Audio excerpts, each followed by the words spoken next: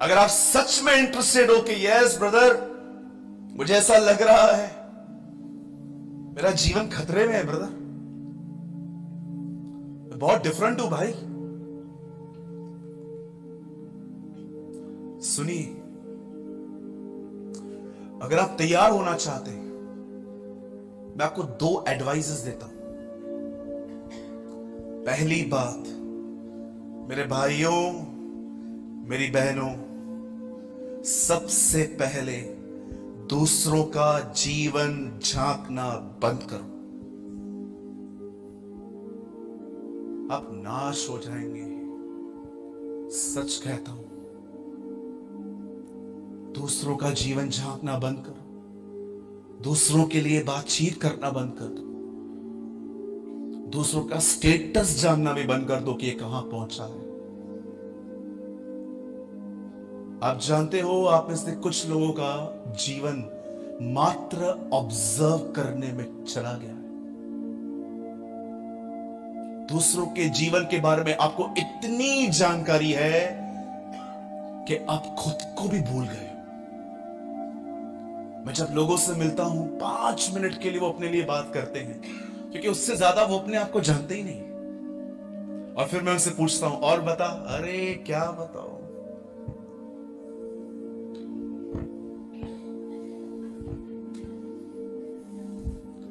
सारी बातें यहां वहां की, मैं कभी कभी उनको सुन के हैरान हो जाता हूं, कुछ भी नहीं जानते ये खुद के लिए यार।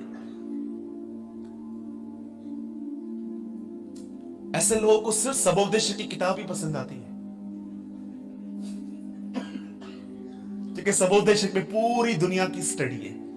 सूर्य के नीचे क्या होता है, एक आदमी जन्म लेता है, मरता है, दुनिया चलती रहती है, सब व्यर्थ व्यर्थ व्यर्थ। कितनी इंफॉर्मेशन है हमें लोगों की। पेपर मैं भी पढ़ता हूं भाई, अंग्रेजी नहीं आती है मुझे ज्यादा, तोड़ तोड़ के पढ़ता हूं, सामने टैब खोल के रखता हूं, जो समझ में नहीं आता वहां से ट्रांसलेट करके पढ़ता हूं। मात्र इजराइल की खबर पढ़ने के लिए एनबीटी लेता हूं, क्योंकि मुझे पता है इजराइल क्लॉक है मेरा, वहीं से मुझे पता चलेगा प्रभु कैसे आएगा। कई बार टाइम्स ऑफ इंडिया पेपर लेता हूं सिर्फ इतना जानने के लिए, हेडलाइन। वो पूरा न्यूज़पेपर नहीं खाता, वो चौकड़ी भी भरनी है बैठ के। देखा है आपने, पूरा न्यूज़पेपर लोग अंदर डाल देते। मैं आपको सच बताना चाहता हूं, इन दिनों में जो आप न्यूज में पढ़ते हो, 80-90% चीजें फेक हैं, मात्र 10% चीजें ही शुद्ध हैं।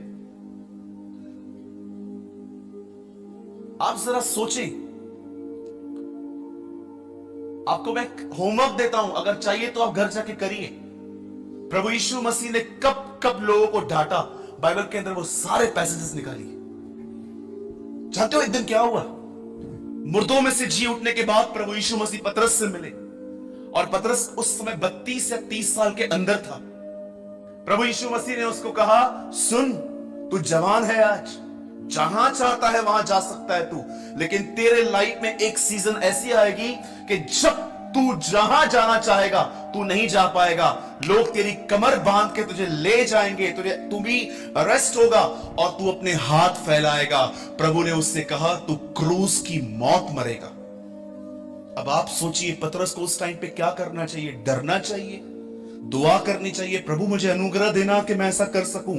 आपको पता है उस समय भी, इतनी गंभीर बात में भी, उस समय भी जानते हो, यूहन्ना सामने खड़ा था और पतरस सब सुनने के बाद ये कहता है, अच्छा अब ये बता, इसका क्या होगा?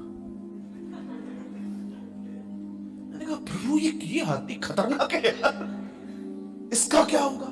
इसको कैसे मारेगा? मैं तो समझा मैं क्रूस पे मरूंगा, इसको क्या कढ़ाई में डालेगा, तलेगा, इसको भजिया बनाएगा, इसका तू करेगा क्या? जानते हो प्रभु ने तब क्या कहा? तुझे क्या करना है यदि वो मेरे आने तक भी ठहरा रहे? अब तक नहीं आया है। प्रभु उसको बोल रहा है, मैं उसको 2022 साल का जीवन दूं, तुझे क्या करना है? तू मेरे पीछे चल। बहुत सारे लोगों का माइंड सेट ही ऐसा है।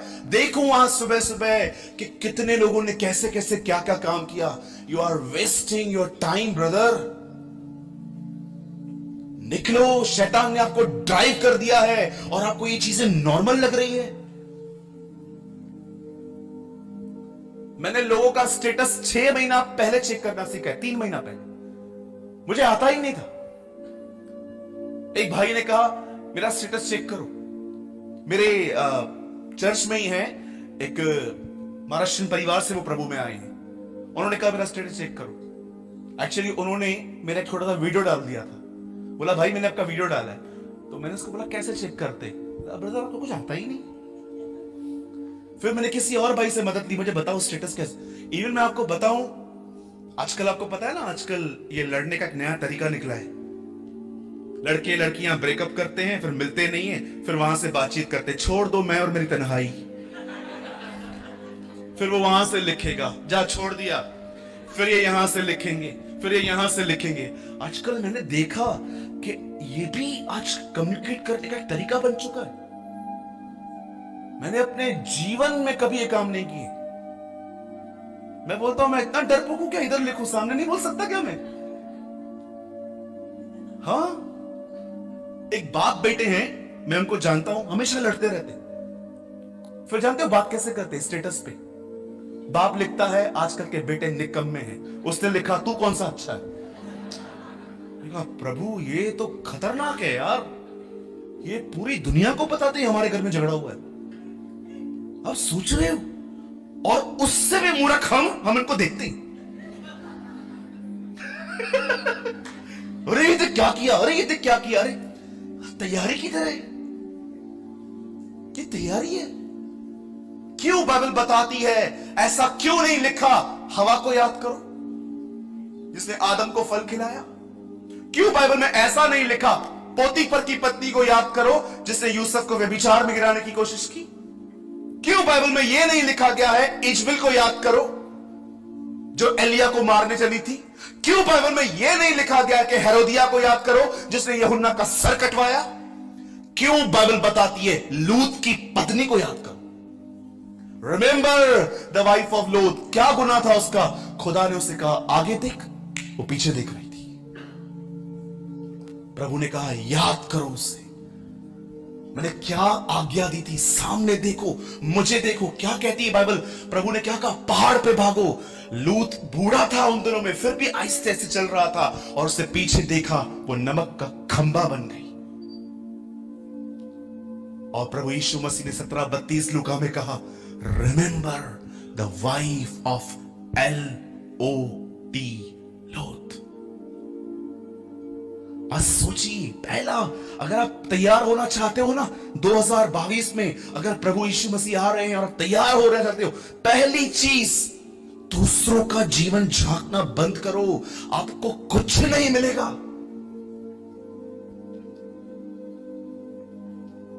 मैं जहां पर रहता था पहले, आप बिलीव कीजिए, मेरे पास में एक घर था।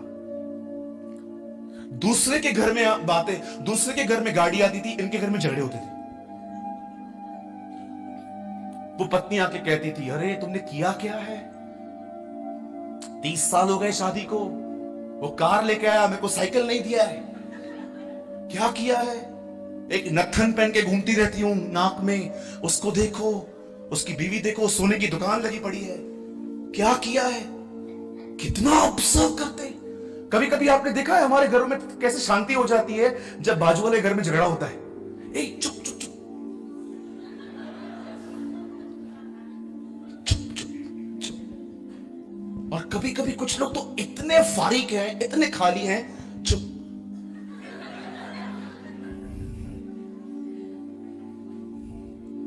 मारा मारा मारा मारा,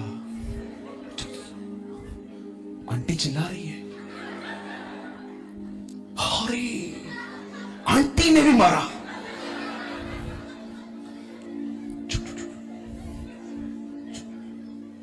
मम्मी चुप करना।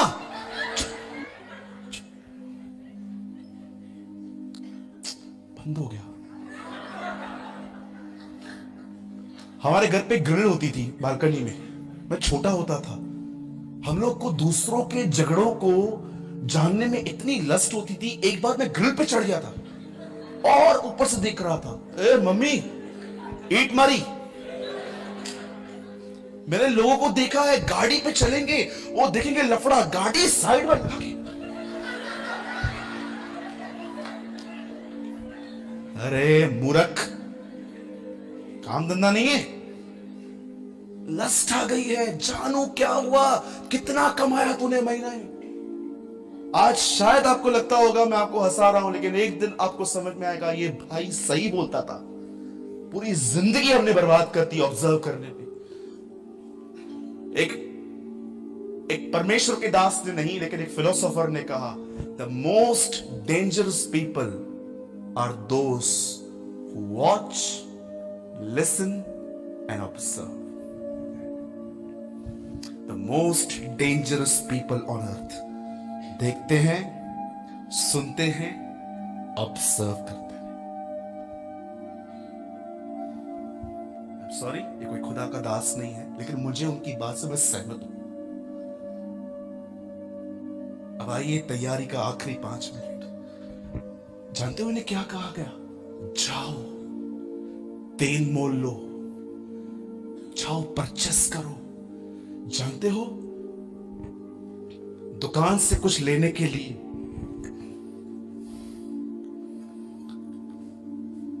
हमें इसकी जरूरत पड़ती है 10 रुपए में, भाई ये दे, ये दे, ये दे।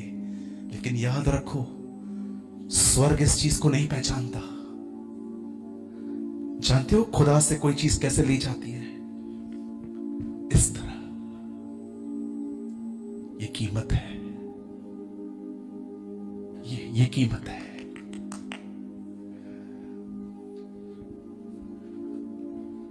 जाओ और तेल मोल लो, जाओ घुटनों पे बैठो, उससे मांगो, प्रभु ये भाई प्रेमानी जो बोल के गया है ना, ये मैं हूं, ये मेरे लिए था। मेरे अंदर लस्ट है पड़ोसियों को जानने की, खुद के जीवन के लिए कुछ नहीं पता है मुझे। आज मैं मांगता हूं, मुझे माफ कर और मुझे आत्मा से भर, ताकि ये 2022 साल में तेरे लिए जी सकूं।